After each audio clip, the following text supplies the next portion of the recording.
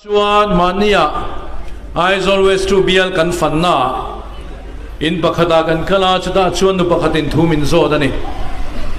ani le ka pu ZPM chu vote taila inge ka hlok ve na tur atia adon tur te ka nei do nem atia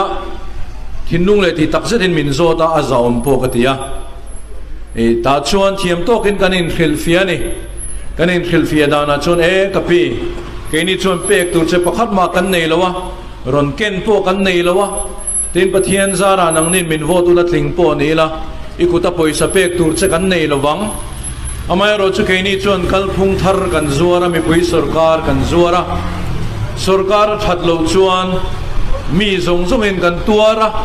mire thein kan tuar bi kani sarkar thatero chuan mitin in kan choranga mire thein kan chor zualang te kan ring chu zong chu kan pek thei cheu nia amai ro chu min vota nang ni te le mi pui zara pathian khong aina zara kan tling hlawani chuan chu chuan enge kan pek thei che atakin lan tir do na poisa I kuda kan pelo che ni point Mizoram thazo kan pek thei che chuan I tu le fa te tan a thado na sin te kan intia minute somvel kan in thuchil nu chuan ZPM a membership fee pe vetan anan in son so ai zol an lo bye bye a mu hi ka cha ka ni Israel fa te han chuak tur te ka kamit kha chuan le in khang tur kan in bua se campaign a vote top lama lo khenga ni min lo ka kan chief minister Amit Shah bua tun kha to ba hian Amit Shah lo ka lang ai zol kho pui tangin mizo mi pui te na kan ha le em Assam rifle so zo ko sang an in son do na ni ti thom te kan han khia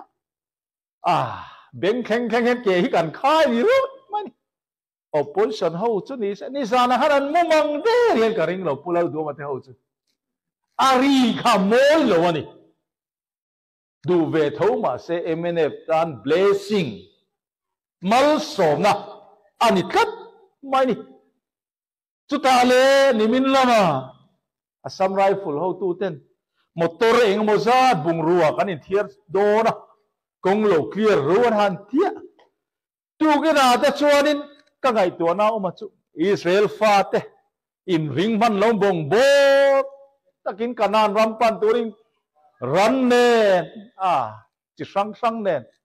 an chuak ang khan Assam rifle an chuak asoi war de pechor soita se ankel sakan na be ne long a trat nuai na nen khan anin thiat phei luk mani mi te lo ve thei lo eng tika man lo thei lo vana rang phoi tu then khat pe chuan Assam rifle hi kho pui sipai hi